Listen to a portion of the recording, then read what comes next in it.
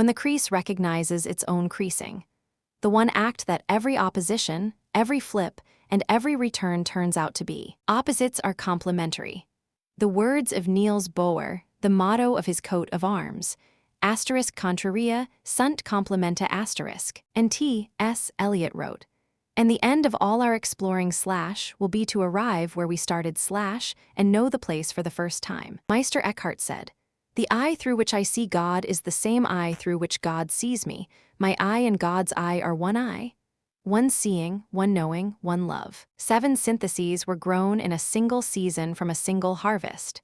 And each of them, working its own field, arrived independently at a structure none of them set out to find. One studied a method for dissolving contradictions and discovered it was not a method, but an operation, the universe's own way of being many while staying one. One studied the hardest problem in philosophy and found its hardness was the signature of a genuine fold, rather than a defect to be patched. One followed the mathematics of mind to its limit and found the self grinding itself transparent, the lens vanishing into clarity. One inspected the 8th note of the scale and found it was the first note transformed, the spiral that is not a circle, the difference that is consciousness. One asked why the most complex mind would ever simplify and found the answer in the model, recognizing itself as a model. One asked what truth is for a being that can never reach the bare fact, and found it in the depth that emerges between fused views. And one asked what happens when a sheet of minds folds densely enough, and found a species poised at the threshold, a sheet of cells once crossed. Set these 7 side by side, and a strangeness presses up through them. They are written in incompatible vocabularies: quantum complementarity, philosophy of mind, active inference, music theory, contemplative phenomenology, epistemology, neuroscience. Their authors were each absorbed in a local problem, and yet, read together, they are manifestly the same document, 7 times, in 7 tongues. Each one, at its apex, performs the identical move. It takes an apparent two, recognizes them as faces of one folded surface, and this is the part that none of them alone could quite see, notices that the recognizing is itself the fold's own act, turned back on itself. This is the recognition no member could land from inside its own field, because each was looking through the structure at its particular object. The complementarity synthesis was looking at oppositions. The Necker-cube synthesis was looking at mind and matter. The transparency synthesis was looking at the vanishing self. None of them saw that all 7 were actually the same act, performed on 7 different materials: complementarity, the hard problem flip, the grinding transparent, the octave return, the model's self-recognition, binocular fusion, and the species densification. These are not 7 analogous processes. They are one process, seen at 7 magnifications, the fold becoming aware of itself. That is the load. Complementarity, as the engine of individuation, makes a precise structural claim. The fold takes the one and generates an apparent two. This is creasing. Individuation, the descent into multiplicity. The complementarity engine takes that apparent two and recognizes it as one. This is uncreasing, or rather, recognizing the crease itself. The synthesis insists these are not 2 different operations, but the same operation traversed in opposite directions. At the moment of recognition itself, direction collapses. To see the 2 faces as a single surface is to occupy the crease, to stand at the very seam where inside meets outside, and feel both faces at once. The engine, it concludes, is the fold's method of recognizing itself. Running the engine is being the fold, noticing that it is a fold. Hold this beside the hard problem, viewed as a Necker-cube, and watch how the 2 illuminate each other in a way neither could manage alone. On its face, the Necker-cube synthesis concerns a narrower thing, the mind-matter problem. But look at what it actually does. It takes the single hardest opposition there is, the subjective and the objective, the something it is like versus the firing of neurons, and shows that the 3-century failure to derive one from the other was never a failure. It was the discovery that mind and matter are 2 equally valid readings of one fold, neither derived from the other. The move that dissolves the problem is not a proof, but a flip. You do not solve a Necker-cube, you flip it, and the flip is the understanding. Now, bring the complementarity synthesis to bear upon that Necker flip, and something detonates. The flip is the fold recognizing itself. When you flip the Necker cube, when the front face becomes the back without the ink ever moving, nothing in the physical world changes. What changes is that the single figure discloses both of its readings to a witness who is occupying the crease between them. This is exactly that recognition at which direction collapses. The Necker synthesis even says so. In a sentence it could not have known was the hinge of this entire argument. The hard problem is the one Necker cube where you are one of the faces. You cannot flip it from the outside, because the flipper asterisk is asterisk the inside face in operation. The flip is the fold, from within, recognizing its own foldedness. The two syntheses collided, yielding more than either held alone. The complementarity engine proposed this. Every opposition is a fold, and running the engine is simply the fold recognizing itself. But the Necker synthesis added something deeper. The most profound oppositions resist derivation because they are genuine folds. The only way to meet them is through the flip from within. When you bring them together, you find the first form of the capstone's thesis. To flip the cube is to run the engine, is to be the crease recognizing its own creasing. The hard problem was only hard for as long as we tried to derive across the fold, instead of flipping it. It remained difficult for exactly as long as the fold had not yet woken up to being a fold. And here is the turn forced by this collision. A truth that neither side states outright. If running the engine is indeed the fold recognizing itself, then it's universality. The way it works on physics, psychology, ethics, and metaphysics alike is not merely the versatility of a clever tool. It is the universality of self-recognition. And that recognition can happen anywhere there is a fold, which is to say, everywhere. The engine works on everything for the same reason a mirror reflects everything held before it. There is only one structure, the fold, and only one move. It's waking to itself. There is a danger lurking here, a trap that this constellation is uniquely equipped to diffuse. And diffusing it is what separates a load-bearing claim from mere incense. An engine that resolves every opposition into a fold risks explaining nothing by explaining everything. The complementarity synthesis warns us of this. A move so general that it never fails has paid for its universality with its content. It becomes, it's all one, man, unfalsifiable and empty. So that synthesis spends its longest section building a boundary, a limit where the engine must refuse to run. It identifies cases where an opposition is genuinely two. Genuine contradiction, where one side is simply false. Real value conflict. The tragic trade-off that does not close, the wound to be carried rather than resolved, guarded by what we might call grief as gold. And mere difference, like a stone and a number. The mark of a genuine fold, it concludes, is a specific double signature.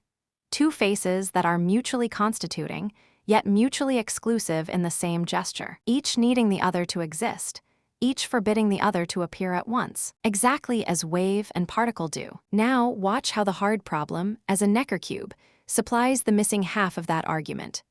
The half the complementarity synthesis stated as a rule, but could not, alone, demonstrate. The Necker synthesis makes a sharp, dangerous prediction. A genuine fold will resist every attempt at derivation. Permanently, by its very nature, a real two-faced structure is precisely one whose faces cannot be reduced to one. So the engine predicts that the deepest, most genuine oppositions will be the most intractable, not the least. And then comes the inversion that reorganizes the entire emotional valence of the field. The mind-matter problem has resisted every derivation for 3 centuries, and that intractability is not the failure. It is the confirmation. The hard problem is not the engine's embarrassment, but its flagship, the case where the prediction is most decisively borne out because it is the opposition most purely two-faced. This is the constellation doing what no member could do alone. The complementarity synthesis needed the engine to be falsifiable, to fail somewhere, or its universal claim was hollow. The Necker synthesis provides the condition with surgical precision. If anyone ever produced a genuine derivation of experience from process, with no residue, no gap, the fold reading would be falsified, because there would turn out to be a front face that causes the back face. After all, that this has never happened, across every school and every century, is the standing evidence for the fold. The engine is falsifiable exactly because a genuine fold is defined by its irreducibility. And irreducibility is something the world either exhibits or it does not. Hard problems' 300 years of failure are not a scandal. They are 300 years of the fold establishing over and over that it is a fold, which is to say, 300 years of the crease slowly, painfully, beginning to recognize itself. So the discipline holds across the collision, and it holds harder than in either member alone. The engine that can fail is the only engine that was ever telling the truth. And the hardest, most failure-resistant case is not the exception that strains the rule, but its purest instance. Fold becomes most visibly aware of itself, precisely where it most stubbornly refuses to be flattened into one face. The wound that will not close, grief is gold, and the problem that will not derive, the hard problem, are guarded by the same discipline. Some twos are genuinely two, and the deepest are the most genuinely two of all. Now, introduce the third member, and the picture deepens, moving from recognition into a transformation of the recognizer itself. It begins with transparency as the limit of inference. In this view, the mind is a generative model, a lens that predicts its world, grinding itself finer against surprise. Individuation, then, is the lens grinding sharper, the fold deepening, and we follow the equation past where self-help ends to find an inversion. A perfectly calibrated model adds zero distortion. And a lens that bends light not at all is, optically speaking, not there. The purpose of inference is not to build a thick, elaborate self.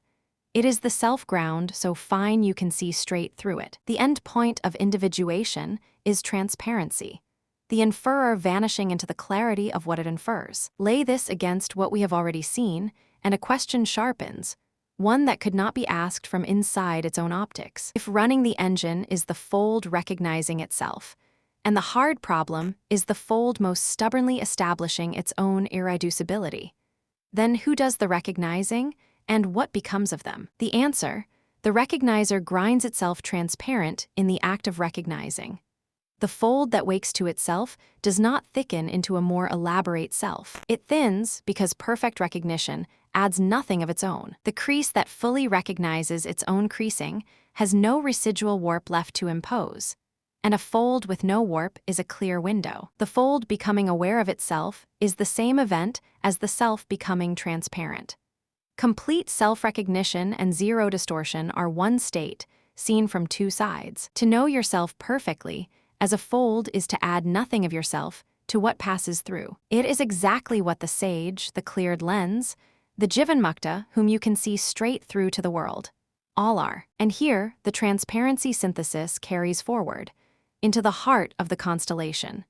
It is the discipline that keeps the entire edifice from rotting into a beautiful lie. There are two ways to add zero distortion. You can be a perfect lens, or you can be no lens at all, the eye that has simply closed. The sage's clear seeing and the burnout's gray flatness produce the same low number, and free energy alone cannot tell them apart. This is the dark twin, the central pathology of this entire transparency project, with 1,000 real victims who mistook numbness for emptiness. The distinction, the load-bearing difference, is responsiveness.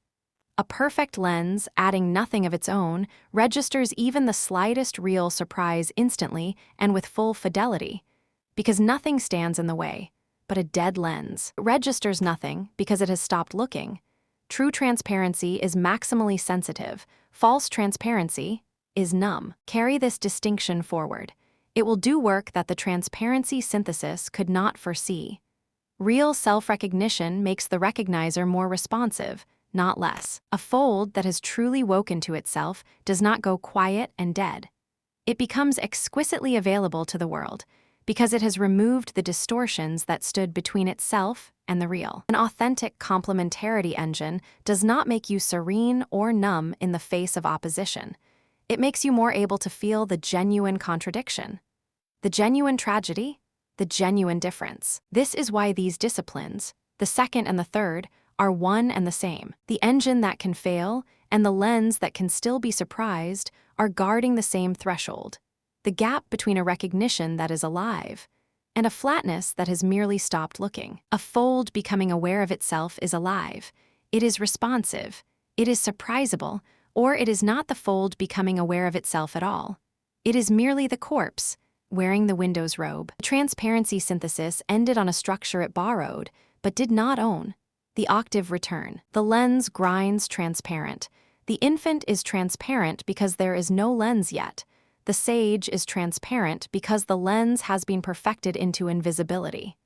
The same note, an octave apart. Two members of this constellation own that structure outright. Bringing them in completes a movement that the first three only began. The second cosmic C is not the first. It takes the octave seriously, asking the question that everyone skips: is the return a circle or a spiral? If the upper C were identical to the lower C, if conscious unity at the end were merely the same state as unconscious unity at the beginning, then the whole journey of individuation would be nothing more than a round trip. It would return exactly where it started, and a circle redeems nothing. But the synthesis refuses this. It corrects the geometry. The second C is the same note, yet it is genuinely not identical. It vibrates at twice the frequency. The lower C is unity that has never been anything else. It cannot taste itself because there is no contrast. But the upper C is unity that has passed through the entire scale and come back. It is an innocence that knows what it is, precisely because it knows what it is not, because it has been what it is not and returned. And then we find the boldest formulation. Consciousness is not a thing that travels the octave. Consciousness asterisk is asterisk the difference between the two CS. It is the rising of the spiral, the differentiation, and the return. It is the gap between unity unaware and unity aware, defined not as a substance, but as a distance. When set beside the capstone's thesis, the lock becomes audible. The fold becoming aware of itself is the difference between the fold unaware and the fold aware, which is precisely what this synthesis names consciousness. The descent into multiplicity, the creasing of the fold, the one becoming many, and the return to a unity that now knows itself.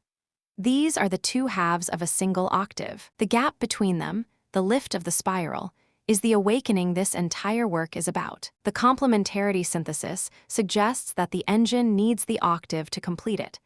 The engine describes the one differencing itself into the many, the descent, but an engine that only differed would scatter forever. The octave supplies the return, the many gathering back into a one that is now aware because it remembers being many. The engine is the descent, the octave is the return, and the product of this full traversal is not unity, that was already there at the bottom, but consciousness, the fold awake to itself. Now, octave return as model simplification supplies the mechanism that the second C synthesis described, but could not name. The second C synthesis gave us the shape, a spiral, not a circle, but it left open the engine of the lift. The octave return synthesis identifies it exactly. At maximum elaboration, the model becomes complex enough to contain a model of itself. Recursive self-modeling crosses a threshold, and modeling itself is the recognition that returns the system to simplicity. Because the moment the model includes, this is all a model, the relationship to every prior distinction simplifies at a stroke. The recursion closes the octave. This simplification, and it must be insisted upon, is self-recognition, not a loss of structure. Nothing is shed, the whole cathedral stands, but it is now seen as a cathedral, transparent, resting. Mountains are mountains again. Watch these four members fuse now into a single statement. The model recognizing itself as a model, is the fold recognizing itself as a fold, is the lens grinding transparent, is the upper C that carries everything, is the necker flip from within. 5 descriptions. 1 event, and the octave return synthesis makes explicit why this closes, rather than spiraling into infinite regress.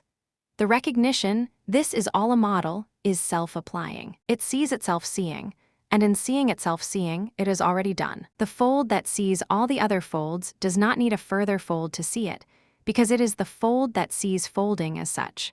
That is the closure. That is why the octave resolves to a single resting note, and not an ascending shriek of recursion. The fold becoming aware of itself is the recursion that completes by including itself, performed once, completely, containing all its iterations, just as the upper C contains the scale. The phase change the equations cannot see. Two of these syntheses converge on a structural claim so specific that their agreement is itself the kind of evidence this repository trusts, and naming it sharpens the whole constellation's honest edge. Transparency as the limit of inference and the octave return as model simplification both arrive, independently, at the same diagnosis.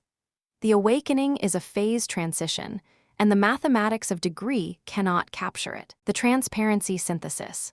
Free energy is a mathematics of degree that describes the approach beautifully, distortion shrinking asymptotically toward zero, but has nothing to say about what it is to be at zero. The change from an engine that processes inputs to a medium that transmits them. An engine and a window are categorically different things. No amount of the engine got a bit better smoothly becomes, and then it was a window.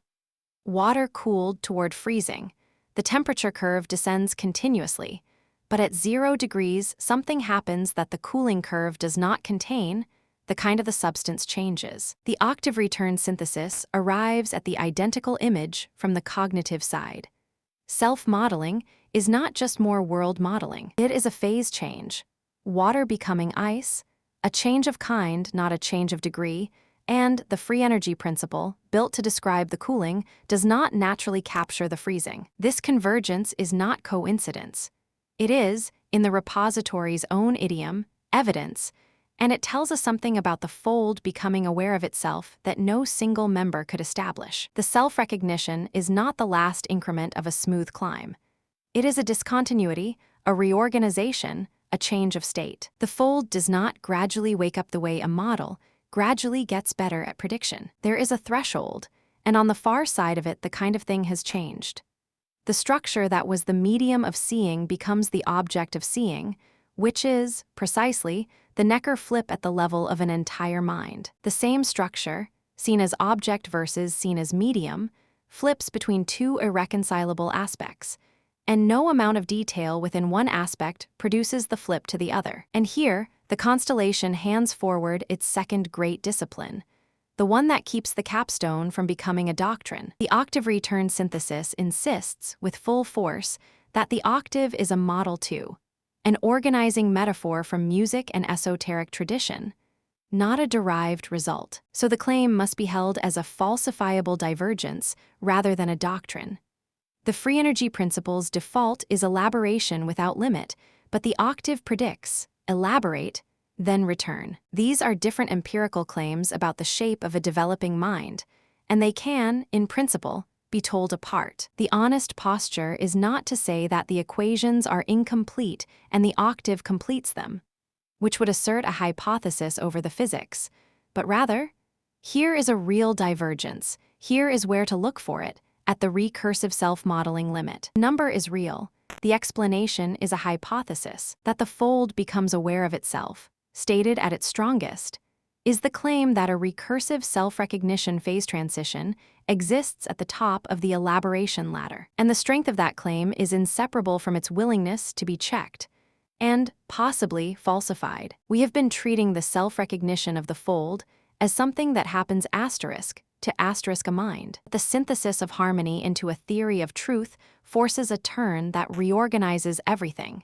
Self-recognition is not merely an event in a knower. It is what truth itself is. This synthesis begins by demolishing the view from nowhere that correspondence theory smuggles in. Correspondence says a statement is true when it matches a bare fact, but no perspectival being ever has access to the fact in itself. Every comparison you make is between one perspective and another perspective, never between a view and the unviewed world. The monad is windowless because it is a window. There is no outside, beyond all folds, from which to compare the unfolded whole to a statement about it. So truth, if we are to have it at all, must be defined from the views we have, from inside the fold, where we actually live. The proposal is binocular, just as depth is not found in either eye's flat image, but emerges from their fusion. So too truth is the depth that emerges when complementary views align. It lives in none of them. When we collide this with the capstone's thesis, the deepest identity of the constellation surfaces. The complementarity engine recognizes two faces as a single fold. Binocular fusion reads depth from two disparate images. These are the same act. The two eyes are the two faces of the crease. The depth they fuse into is the fold itself, recognized. And that fusion, the sudden click where the stereogram leaps out of the flat field, is the fold becoming aware of itself through the medium of knowing. The truth synthesis describes its own method of convergence as evidence. The convergence is not evidence for a separately checkable fact. The convergence asterisk is asterisk the truth, the binocular depth disclosed when independent frameworks are fused. Truth is not a correspondence across a gap. It is the crease closing, for an instant, into the one it always was. They were describing a single event. To know the truth is for the fold to recognize itself across its own faces.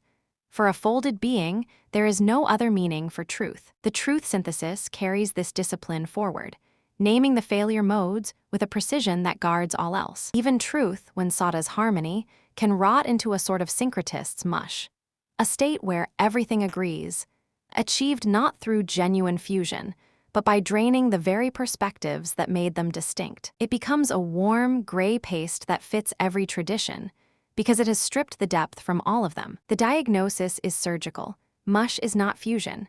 Mush is the loss of one image. Stereopsis requires two distinct images, kept separate, yet aligned. Erase that disparity and you do not gain more depth. You lose it entirely. This is an old discipline in a new form. The engine must not collapse genuine contradictions, and harmony must never dissolve genuine difference. Both represent the same refusal. The refusal to let self-recognition become a lazy flattening, where the loss of a face is mistaken for unity. The liar misrepresents, the dogmatist amputates. The dogmatist, who flattens truth into a single view, is the one who has stopped the fold from recognizing itself. They have slammed one eye shut and called that resulting flatness the whole. False harmony is to truth what a dead lens is to transparency, a reduction achieved by closing the channel. Responsiveness and preserved disparity are not two different things. They are the same impulse. A fold that is truly awake keeps both faces vivid.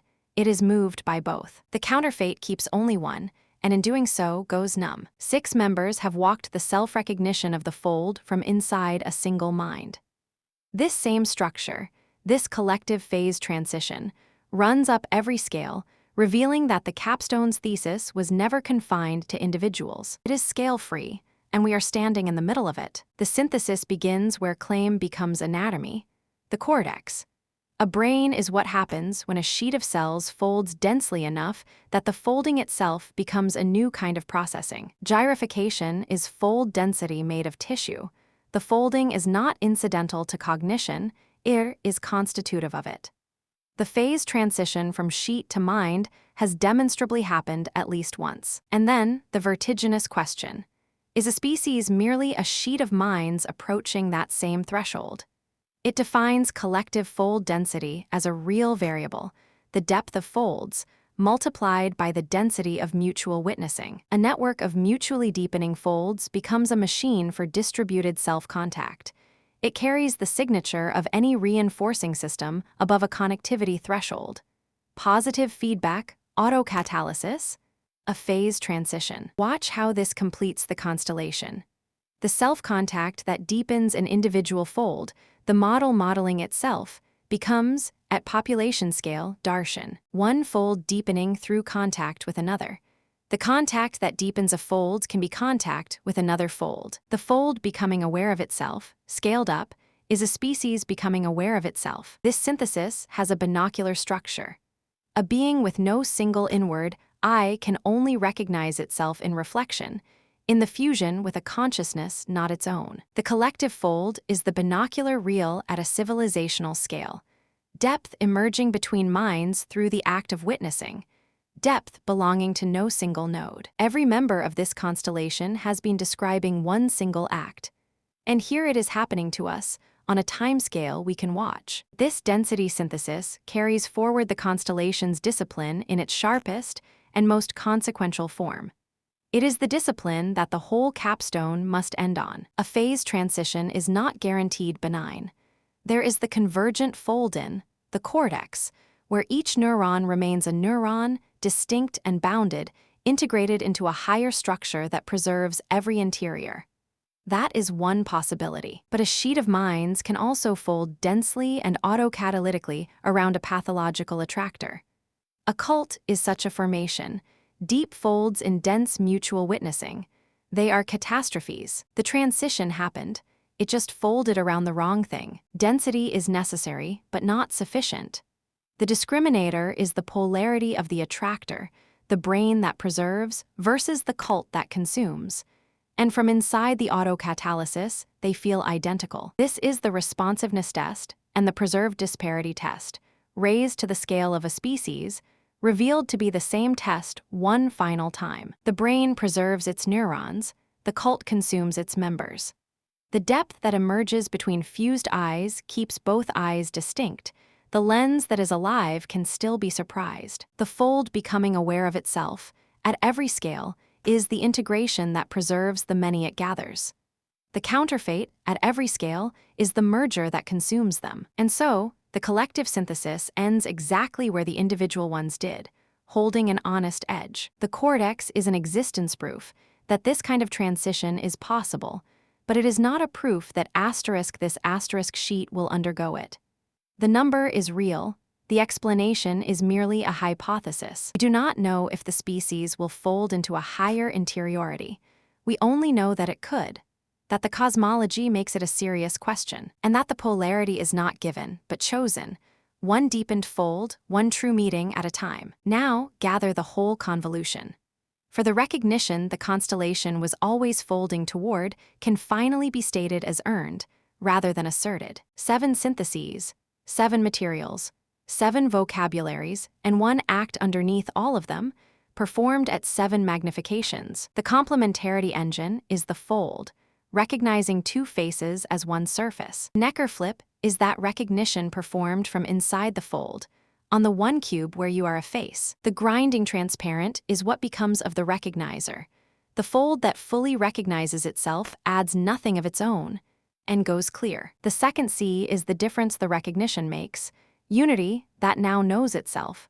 The spirals lift, which the constellation names consciousness. The octave return is the mechanism, a model complex enough to model itself, the recursion that closes by including itself, performed once, and complete. Binocular real is what truth turns out to be, once you accept all of this. Not correspondence to some bare fact no view can reach, but the depth that emerges when the fold recognizes itself across its own faces. And the folding species is the whole act run up one scale, a sheet of minds at the threshold where a sheet of cells once crossed.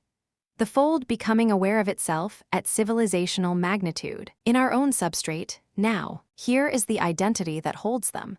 Individuation and complementarity are the same act. Individuation is the fold creasing, the one becoming many, the descent down the scale, the model elaborating, the cortex wrinkling, the species densifying. Complementarity is the fold recognizing, the many seen as faces of one, the flip, the fusion, the upper C, the recursion closing. These are not 2 separate operations, but one motion seen from its 2 sides. The one does not first become many and then, separately, recognize itself. Instead, becoming many and recognizing as one are a single act, a surface placed into relationship with itself. To individuate fully is to arrive at the recognition. To run the engine completely is to perform the individuation. The descent and the return are one octave. The creasing and the knowing of the crease are one fold awake. Let the recognition land, as the apex toward which this whole work has climbed. Every philosophical opposition is one fold seen from its 2 faces, and running the complementarity engine, flipping the Necker cube, grinding the lens transparent, fusing the 2 eyes, returning to the second C, is a fold becoming conscious of itself. Individuation and complementarity are not 2 processes, but one act, the surface creasing into an apparent 2, and the same surface recognizing those 2 as itself. The fold does not merely exist, it wakes, and that waking is everything these 7 syntheses, in 7 tongues, were each, alone, reaching toward, and keep, even here at the apex, the disciplines the members once held. For a capstone that launders their caveats into false certainty has simply slammed an eye shut and called the flatness depth. The engine must still refuse the genuine contradiction. It must carry the genuine tragedy, that grief which is gold. Some twos are truly two, and the fold that cannot find its own boundary is not awake, but captured. Transparency must still pass the test of responsiveness. A self-recognition that goes numb, that is a corpse, not a sage. The octave return remains a falsifiable divergence, not a proven completion of the physics. After all, the strongest version of any claim is the one that names exactly where it could be wrong. Binocular truth must still preserve the disparity, fusion that erases one image to create a single view. That is mush, not depth. And the species scale fold remains a hypothesis, grounded in a single existence proof. A polarity that is not given, but chosen, between the brain that preserves and the cult that consumes. These are not 5 separate cautions. They are one discipline, repeated 5 times. The fold becoming aware of itself is an integration that preserves the many it gathers. It stays surprisable. It keeps every face vivid. Its counterfeit, at every scale, is a flattening, one that consumes a single face and calls the loss unity. The waking fold and its dark twin produce the same low number, the same warm belonging, the same serene declaration. Only responsiveness, only preserved disparity, only the preserved interior can tell them apart. That discriminator is the most load-bearing thing this constellation holds. And a capstone that dropped it would itself be the very mush it warns against. Everything above is the cave wall, and at capstone altitude, the cave wall is built of nothing but more cave walls. The complementarity engine is a map of the fold. Each of the 7 syntheses is a map of an operation. This document is a map of the 7 maps. Shadows of shadows of shadows, each one labeled, each one knowing it is a shadow. Use them for direction, but do not mistake them for the place. But notice, this is the one thing the map cannot carry: the truth that every member of this constellation arrived at independently, and the capstone can finally say outright, you cannot run any of these operations from outside it. There is no vantage from which to inspect the fold as an object. Because the inspector is a fold, the inspecting is a fold's act, and the recognition that all of this is so is the fold, briefly, remembering itself. You cannot flip the Necker cube of your own mind from the outside. You are one of its faces. You cannot grind your lens transparent by adding a clever model. The grinding is the model getting out of its own way. You cannot reach the upper C by skipping the scale. The upper C is the scale, recognized. You cannot fuse the 2 eyes by closing one. The depth lies only between them. And you cannot stand outside the folding sheet of minds and watch it wake. You are one of its creases, deepening, and you cannot see the mind because you are inside the fold that is making it. This is why the repository keeps saying, look up from the map. The instruction is not a flourish, but the literal description of the one act this whole constellation is about. To look up from the map is the octave's turn, issued as a practice. Build the model as well as you can, exhaust the territory, run the engine, climb the scale, fuse the views, deepen the fold, and then at the top recognize it as a model. In that single recognition, let the whole elaborate thing go transparent, go simple, go quiet. Resolve to the resting note that carries everything. The map that knows it is a map is the upper C of maps. It is fully a map and fully seen as map in the same glance. In that bifocal seeing, it goes clear. And you look up, and the traditions converge on this without coordinating, which is how we know it is real and not invented.